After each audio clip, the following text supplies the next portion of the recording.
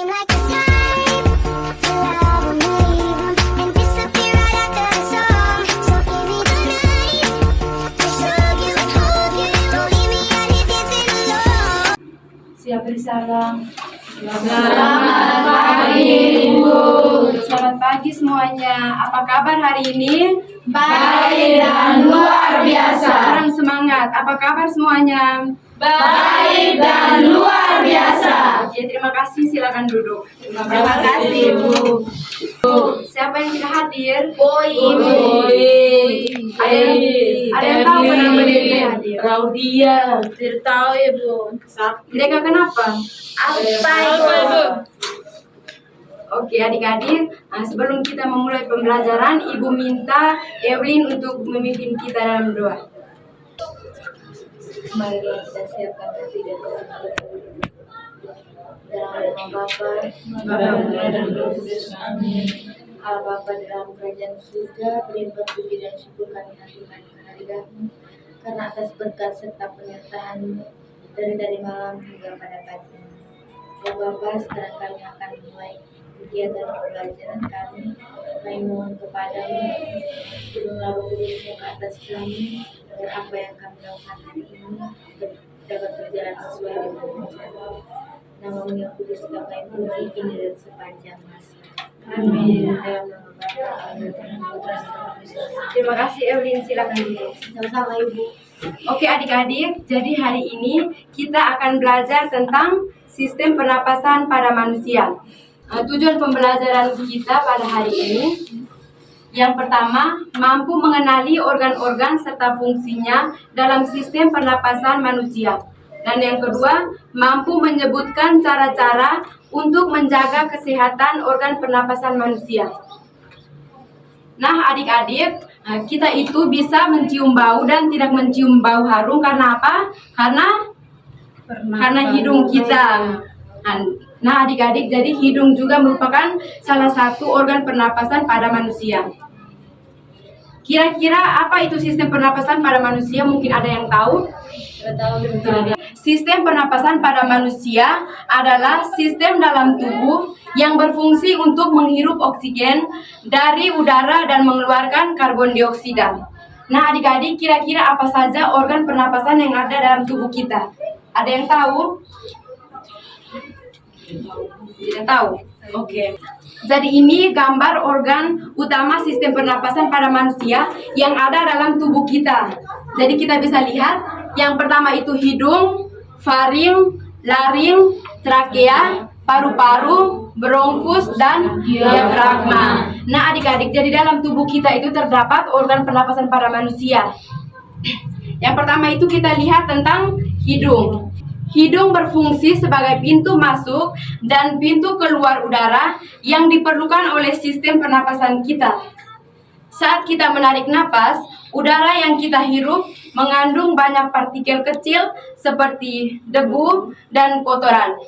Di dalam hidung kita ada rambut-rambut halus yang berfungsi menyaring kotoran agar tidak masuk ke dalam tubuh. Nah adik-adik, tanpa adik-adik sadari kalau di dalam hidung kita ada rambut-rambut halus.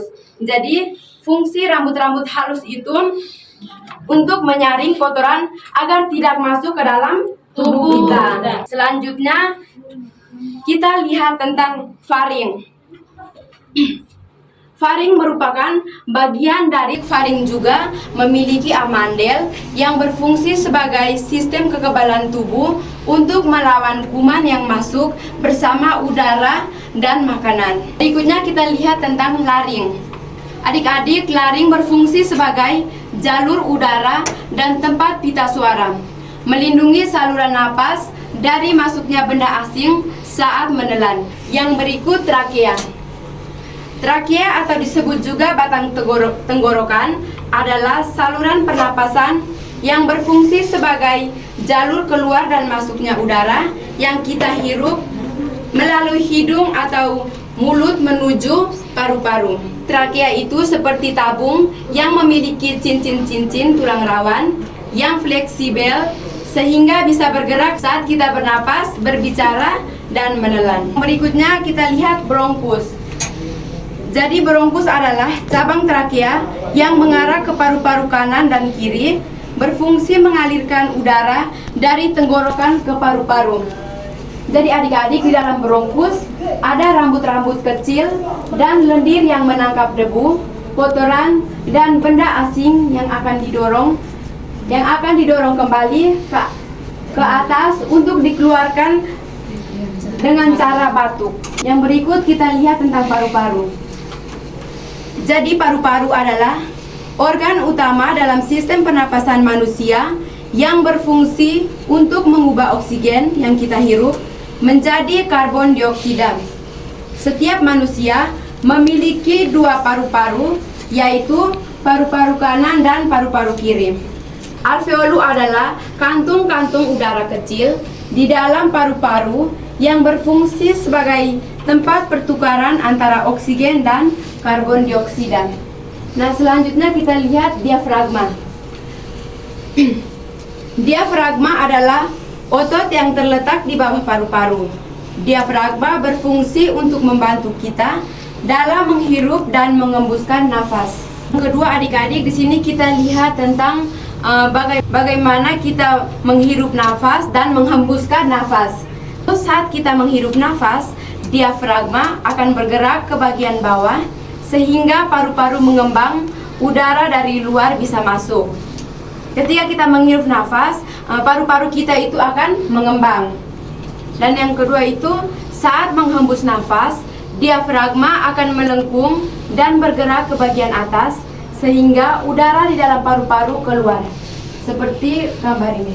Jadi ketika kita menghembuskan nafas, paru-paru kita di dalam itu melengkung. Nah, yang berikutnya, menjaga kesehatan organ pernapasan pada manusia. Nah, kira-kira cara menjaga organ pernapasan pada manusia itu apa saja? Adik-adik ada yang tahu? Olahraga, apa lagi? Makan teratur, apa lagi? Tidur teratur. Nah, adik-adik, jadi cara kita menjaga kesehatan organ pernapasan kita itu, yang pertama itu kita harus olahraga teratur. Yang kedua itu makan makanan sehat dan bergizi. Kira-kira makan sehat dan bergizi itu seperti apa? Ada yang tahu? Makan Buah. Apalagi? Sayur. Apalagi? minum susu. Yang ketiga itu tidak merokok. Itu tidak boleh merokok karena merokok itu dapat menyebabkan apa? Kanker. Iya. Dan yang keempat, menghindari polusi udara. Nah, adik-adik, ketika adik-adik berpergian atau adik-adik harus menggunakan masker. Ya, karena di luar itu ada udara yang segar dan udara yang tidak segar. Nah, adik-adik, kira-kira sampai di sini, apakah adik-adik sudah paham semua atau belum? Sudah, Ibu. Benar tidak? Sudah paham atau belum? Sudah, Ibu. Oke, kalau sudah paham, di sini Ibu sudah menyiapkan LKPD. Ibu minta masing-masing bagi dalam 3 kelompok. Di lembar LKPD sudah ada suruhannya, jadi adik-adik mengerjakan. Lalu Ibu minta perwakilan setiap kelompok maju dan mempresentasikan.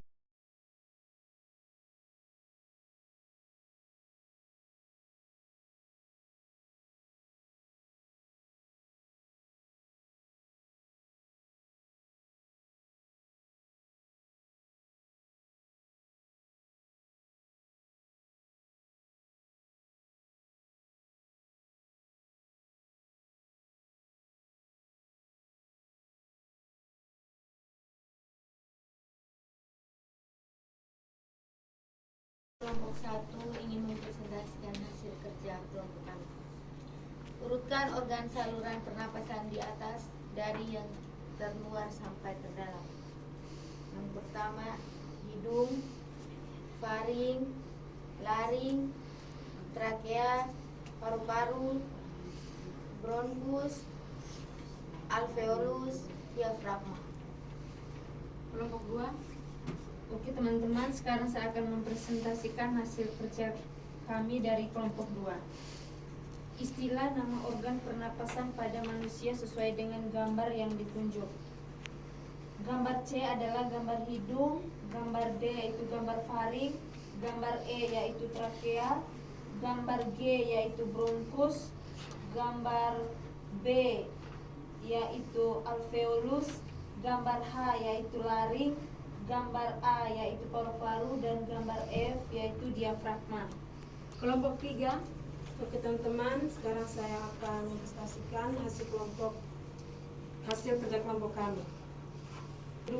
Urutkanlah organ saluran pernapasan di atas dari yang terluar sampai terdalam.